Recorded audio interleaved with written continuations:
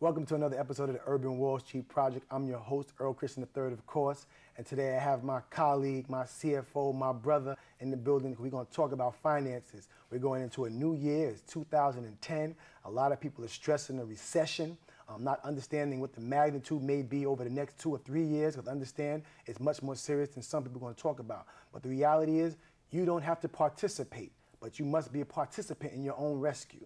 So this is called Wealth Building Strategies for 2010. Without further ado, my brother, Mr. William R. Patterson.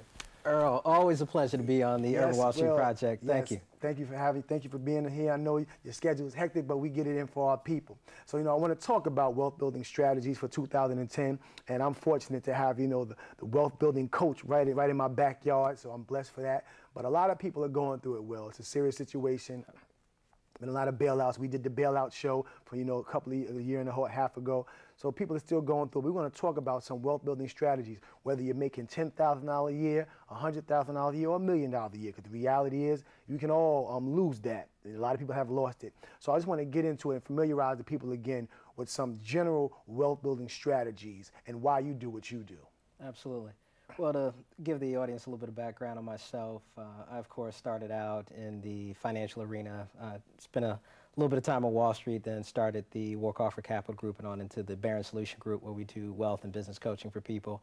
And during that whole process, we saw a lot of ups and downs. We saw the differences between clients who were making tens of millions of dollars and clients who had negative net worths, and some of the mental differences between the decisions that they were making and also just the financial decisions they were making and the risks that they were taking on. So I think this will be a great opportunity to talk about some of those different strategies and some of the things that people can be doing now to assess their situations and move forward in a positive way for 2010. Definitely. Now, a lot of people, you always get the excuses, I can't save, I don't make enough to save, or I'm going to start saving when I get to this particular amount right here. And a lot of times, you never really get to that amount that you can save. And I want individuals to start learning, you need to start saving, whether it's 20 cents a day, if it had to be that, or $20 a day, or $200 a day, because people really need to understand that you can start building that nest egg. And, most people say, like, I might not live that long, whatever the case may be. But the bottom line is, we want to be wealthy, we want to be rich. I like wealthy because rich people sometimes go broke. Wealth is, is much longer. So, when it comes to that, building that wealth, I understand passive residual income. Those are two key. But when it really comes to that, building that wealth and looking at where we are in 2009, William, what do you think is going to be some early strategies that people might want to start implementing as they start structuring their financial spending for 2010? Well, there are a couple of things I want to talk about, and you did bring up a great point when you said a lot of people just say that they can't save. And we started to look at some of those people and said, well, why is that? And a lot of that has to do with not their financial habits, but actually the psychological barriers that they have around money and their feelings around money. And a lot of that is passed down from your parents. So you have to ask yourself, if I can't save, what were my parents' financial habits like? Were they savers? Were they investors? Or were they living paycheck to paycheck and basically struggling to pay the rent or the mortgage? And when you look at your financial habits, you look at what money actually means to you, whether it's that sense of security, self-worth, whether it is the freedom or the independence that comes with money. It is important to look at your feelings around money, and that became more and more apparent as people would hear great financial advice, but they'd go home and do the same, exercise the same poor financial habits. Right. But on to some very specific strategies that people can use in 2010. Always, of course, you want to answer those three fundamental questions. Where am I now? Where do I want to be? And how do I get there? And when you look at where are you now, you want to look at your financial statements, things like your income sheet, your balance sheet, and your monthly cash flow. If you don't know how to calculate those, you can, of course, go to thebarronseries.com, and we show you how to calculate those basic things. But they'll show you where you are, and then to set some goals for both the year to come, the next 3 to 5 years. But realize that with every dollar, you're choosing to be rich or poor. And that $1 today that you spend has the power to compound into $4 over the next 16 years. So realize that wealth that you're spending when you buy that thing that you don't really need, right, is actually costing you a lot in the long term. Right. Now, you said two key words, and as I've become financially literate over the last 4 years, and I've definitely changed my spending and recognized wiser investments and just strategies, and understanding the dynamic of words. Some people want financial security. I personally prefer financial freedom. And there is a difference between financial security and financial freedom, in my opinion. Do you agree or feel that there's a difference between the two? And if you believe there's a difference, explain very layman to my people so they can understand why they may want financial freedom as opposed to financial security. Absolutely. Well, financial freedom can actually be attained in your teenage years if done properly, but it's not a model that's typically advocated by most financial advisors. The financial model that's typically advocated makes you poorer in retirement. So they teach you to build up this large nest egg, and most people need about a nest egg of $1 to $2 million to live comfortably, and that would give them about 80% of their pre-retirement income. Well, most people don't save that, and most people will end up living on 60% of their pre-retirement income. So imagine taking, most people find it difficult to live on 100% of their income, right, much less taking a 40% pay cut and, right, and still maintaining that lifestyle. Right. So when you look at this concept of financial freedom versus financial independence, you say, well, what is financial independence? Financial independence is where you own your time. And that means that you have cash flow that's coming in from your investments and from businesses that don't require you to physically work. And there are a lot of doctors, a lot of lawyers who are making 6- and 7-figure amounts that don't have financial freedom. They can't step away from their practices without losing some money. Pretty much. So whereas you have a person who may be in their teens or their 20s or their 30s who happens to own their time because they have cash flow coming in from investments, whether those are stocks, real estate, or even a small business or entrepreneurial venture that they may have. All right. Now, I'm familiar with, wealth building strategies, and a lot of people may shun from certain things, but there are certain industries that you want to position yourselves in if you're available to in America and abroad, because we're all over, that can put you in that position of financial freedom. And for me, financial freedom comes with passive and or residual income. And I know that real estate generates that, but network marketing. Now, some people, and we're not going to harp on it too long, but I say that because there's a grand opportunity that I'm bringing to individuals on a global level. And I really want people to understand network marketing, William, just as a wealth building strategy and how it can change their lives. Because the reality is we all network every day. We market for companies every day. But I really want them to understand why network marketing is a good option among many, and we'll talk about, to build wealth. Well, for a lot of people, network marketing has a bad name, and usually it's because, and I actually do training for probably about 30 or 40 direct sales companies as a business and a wealth coach. And a lot of people say, well, no, I don't want to get involved in network marketing. And usually it's because I'd say two of the big problems with network marketing is there's no networking and there's no marketing, there's just selling.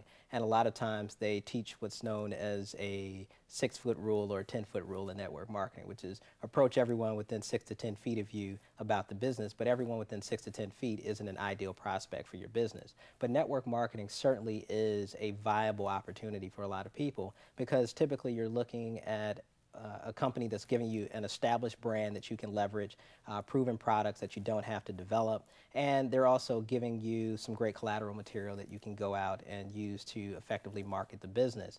It's about building those strategies in and doing the networking, as you mentioned, actually build relationships, understand what people need, and looking at ways in which you can do volume sales. And again, come back to this concept of solving problems for people, not just selling products and services. Right. Now, also a lot of people, especially in the urban American abroad, I want to get into real estate because, we know real estate definitely makes people wealthy in America. And you can go to the seminars and get the books and things of that nature, and you're really excited because there's 100 people there, 1,000 people, all, and that energy is there. But when you get home, that excitement may not still be there, that energy, that drive. Real estate as a wealth-building tool, a wealth-building strategy. Some tips if somebody decides, I think I want to get into real estate, maybe things they should look at before they just jump out the window, or how they should gradually ease into that industry. Well, a lot of people, they will go to the seminars, they will order a book and tape set and jump into the real estate market. And while there are a lot of great courses out there and a lot of great training, I encourage people to look into those. It's realize that there are a lot of risks and there are a lot of things that people don't tell you about. And for instance, they may tell you to go after distressed sellers, but they don't tell you that you're going to be talking to a family who's been bombarded with creditors and is on the verge of losing their home. So there's a lot of emotional stuff that goes into real estate. They don't tell you that, oh, you know, the tenants may cause some extra problems, but there are ways around that if you develop business systems. And again, you go in with this concept of I'm solving problems for people and I'm helping people, as opposed to this vulture investing mentality where I'm trying to take advantage of people. But real estate has a lot of great advantages. Number one is cash flow. Two is price appreciation, the tax deductions, and you also have the opportunity to get tax credits. So as an investment vehicle, real estate is one of the ultimate if done correctly. All right. Now, you're a wealth coach, #1 wealth coach, you know, top business, when we say minority business, top businessman, as far as I'm concerned. Let's talk about some strategies that the average 9-to-5 worker, maybe a single parent, 2 kids, and, you know, it's really tough. What's some strategy that they can begin to implement on the road to wealth? Because before you get wealthy, you become rich. You become comfortable, then rich, then wealthy. What's some strategies that individuals can start putting into place? And let's say you're starting out, I don't know, say between the 25 and the 30. Maybe you're fresh out of college. Maybe you have 1 child, or maybe you didn't go to college and, you know, you had a couple of children early. And, you know, but you're working. You're 27, 28, you're doing your thing, but you're starting to realize I'm hitting 30 and I really don't have anything to fall back on. My children are going to be going to college soon. What's some early things we can start doing on a small level and then build up gradually, Will? We teach a 5-step action plan for building wealth. The first part is getting control of your debt. A lot of people, whether it's debt from a failed business, whether it's debt from medical expenses, student loans, credit card debt, a lot of people are saddled with a ridiculous amount of debt, which makes it very difficult for them to pay their bills. So we always say get control of the debt. And you can do that by restructuring your debt to lower interest rate credit cards, lower interest rate loans. If you are a person and let's say you're more than 20% of your take-home pay is going toward debt, you're probably a candidate for credit counseling or perhaps even a debt management plan. And they can reduce your monthly expenses in terms of the amount that you're paying out to creditors. And sometimes they can also lower the amount that you owe. So that can be a great option. Those are some great options for people to get control of their debt. The next thing is build up that cash reserve. And you want to move your money into a higher interest rate checking, savings, or money market account. A lot of people have money that's sitting in a shoebox and in a change bottle, you know, under the mattress, any of that kind of stuff, or even just in a local bank that isn't paying much interest. But you can go online, and we do have a lot of great resources, again, free resources on our website, barronseries.com, in that resources section, where you can find many of the highest interest rate checking, savings, and money market accounts in the country. So that'll be a way that you can get your money into some higher yielding accounts and pick up an extra couple $100s a year, a minimum, just in interest for not doing anything.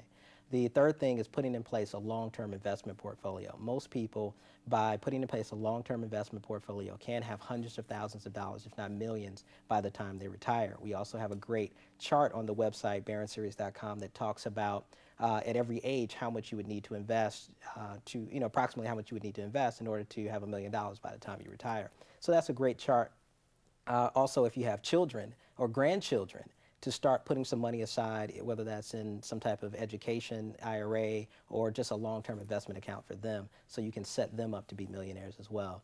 The fourth thing is developing a cash flow portfolio where you learn to create and acquire assets that produce income, and that income will eventually surpass your expenses. That way you own your time, and you can retire in your 20s or your 30s using things like direct sales, coming up with intellectual property. These are all great things that will help you begin to build wealth.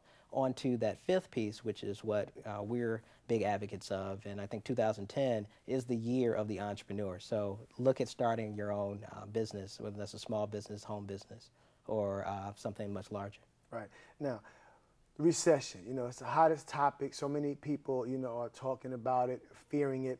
And me, you know, representing for urban America, and I have to tell my brothers and sisters out there, if you're in urban America, you've probably been in recession. You know, we've been in recession. In my opinion, recession hurts people who were making money, and now because of the time they're losing money, and then of course their liabilities are increasing because the assets are not where as it were. But if you were never in really possession of assets and you had nothing but liabilities to start with, you're just kind of still in the same pattern, just, you know, feeling like, you know, you're in the mix, but the mix has always been around you. So with this recession, what's some early things individuals can start they're thinking about. And I want you to kind of break down for people that really may not understand it, because people say the recession, recession, and recession.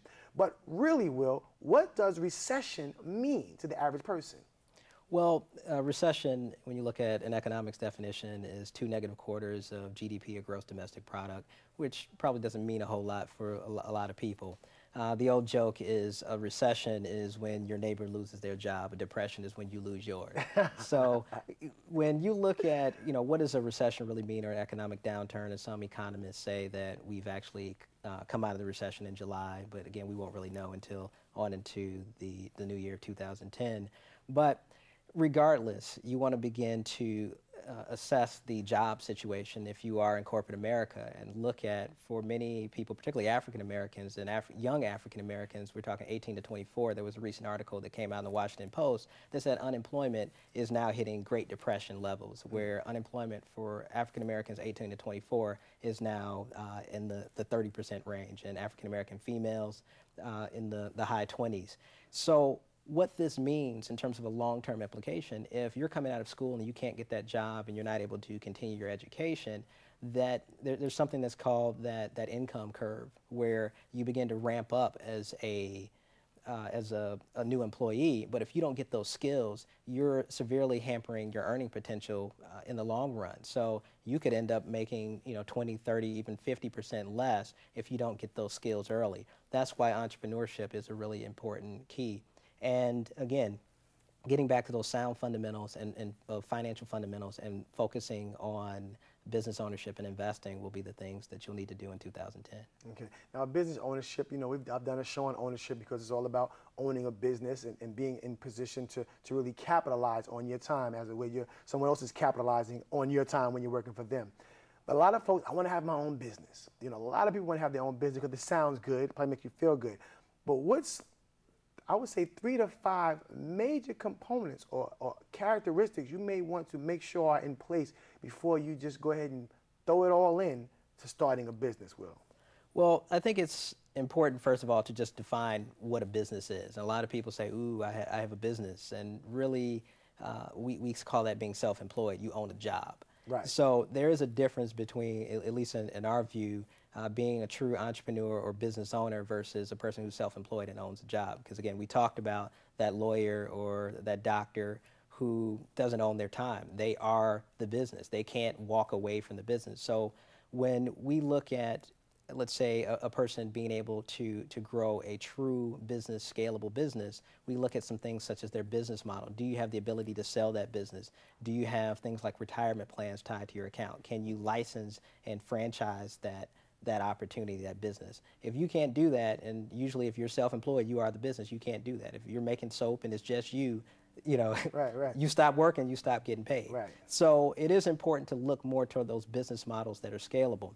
But we teach 4 keys to building a successful business. The first is a proven business model. The second is experience management.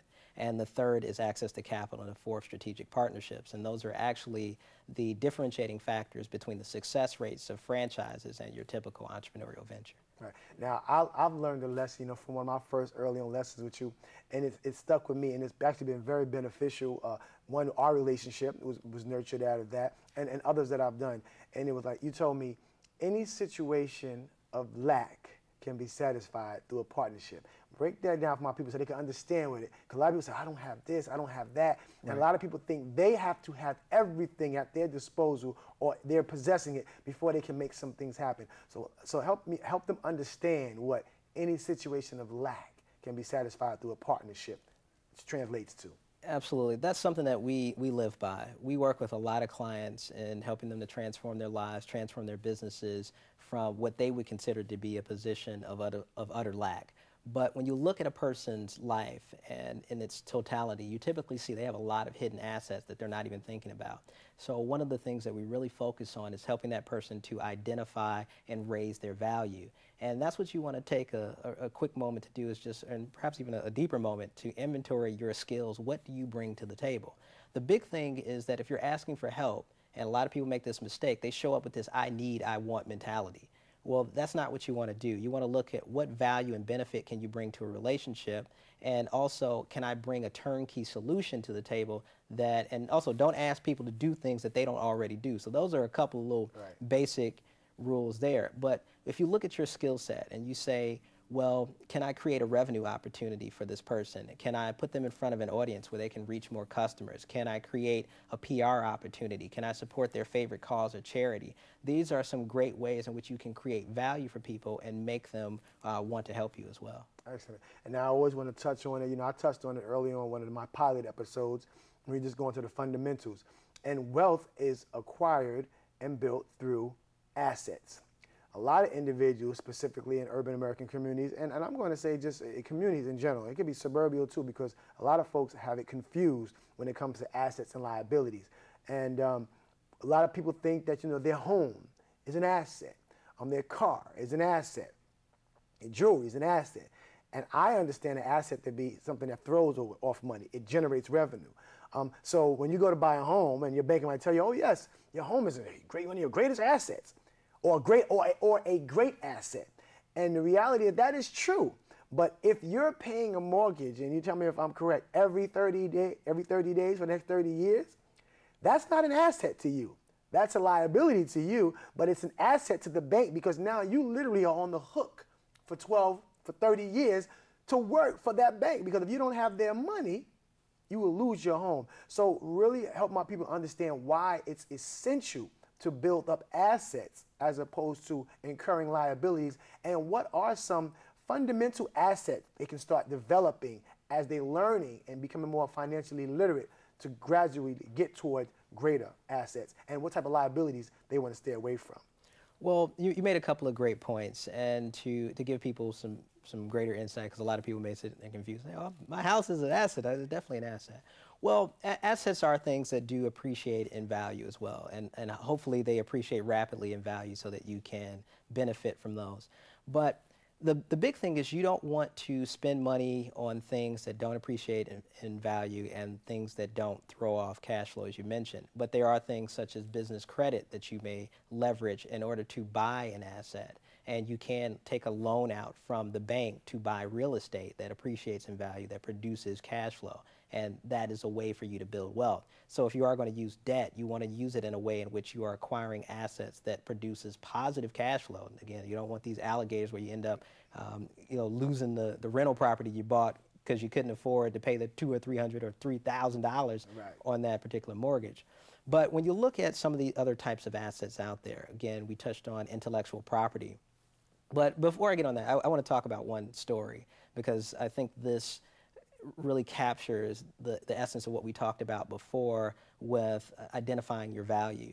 There was a young lady, she started my coaching program. She was an associate in the Gap. She said, I know a lot of millionaires, but I don't feel as though I can give them anything of value that would make them want to associate with me or be a part of their businesses. So the things that we did is we helped her identify and raise her value by developing some media properties, things like television shows, radio shows, things that say, now, would you like to come on my show because I can expose your business to, thousands or millions of people? Well, that becomes an asset, and now more people want to be associated with you.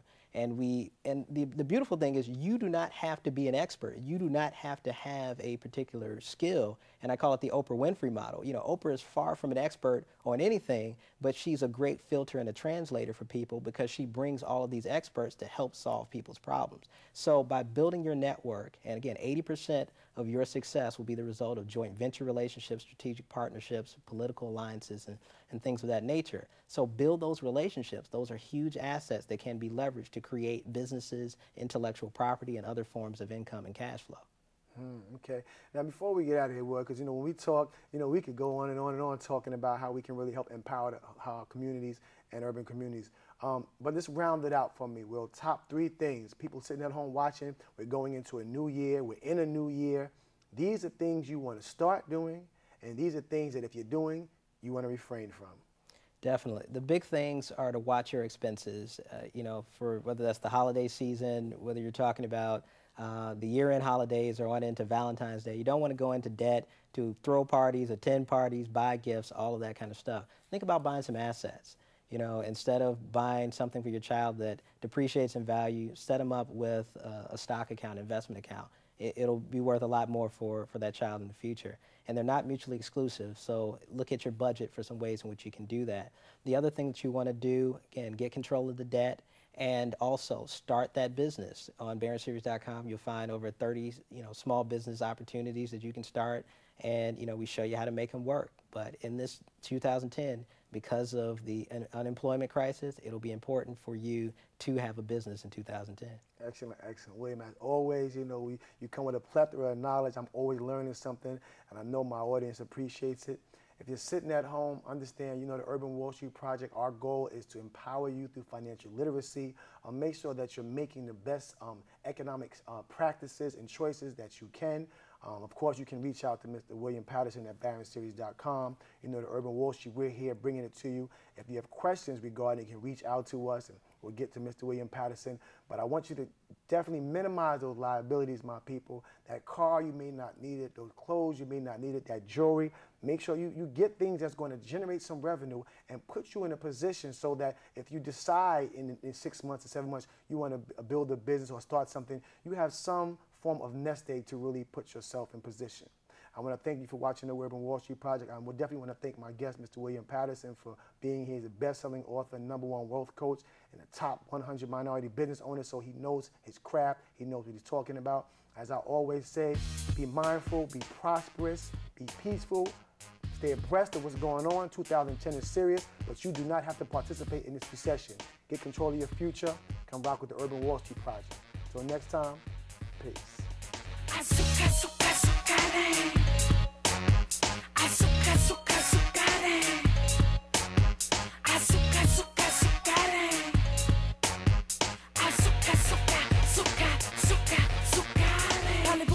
Très bien, mon amour. Tell me that you want some more. Azúcar, azúcar, azúcar. Body moving fast, looking all the range. Mommy looking good in the 08 range. Lisho, lisho, lisho, lisho. Centimeter through next su contour. Hip hop, baby, don't you know? Centers international. Africa to Porto Prince. Grab your ladies, grab your men. Azúcar, azúcar, azúcar. Here is a brand new trend. Ouvre fêter avec. Où est ma place rem? I wanna hear you say. Azúcar, azúcar. Si te plaît, vêtements. Azúcar, azúcar, vine d'embrasser. Azúcar, azúcar, I wanna hear you say. Azúcar, azúcar, azúcar, azúcar. Azúcar, azúcar, azúcar. Si te plaît, vêtements. Azúcar, azúcar, vine d'embrasser. Azúcar, azúcar, azúcar, I wanna hear you say. Azúcar, azúcar, azúcar, azúcar. Hello, did someone ring? You want to hear me sing? S to the A to the NTA, from the B to the K, all day. Run trains on track like MTA. Azúcar, azúcar, azúcar. That man, so what they my brass him. Oh baby, don't you know?